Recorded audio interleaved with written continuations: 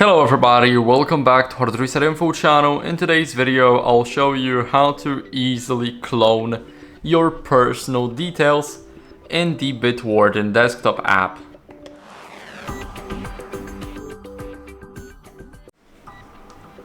So first, what you guys want to do is go over to your personal information. I require the master password, so let me just enter it. And here we will have the information about everything. As you guys can see, the personal details, identification and contact information. Now we want to right click on it and click on clone. And as you guys can see, it will basically copy everything and we'll change the item name to whatever we named it, and then it will just add clone. So what we can do here is simply click on save right here.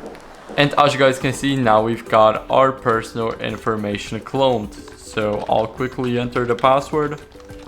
And as you guys can see, we've got everything right here. So now we can edit this and, for example, change the company to Hard Reset. Now, as you guys can see, those two files are totally different. Not exactly, but here we have the Hard Reset info. And here we will have the hard reset. So this is the easy way of actually trying to change everything. Instead of deleting something, you can just clone it. So that's basically how it works. I hope this video helped you. If it did, then leave a like, subscription and a comment, and I'll see you in the next one.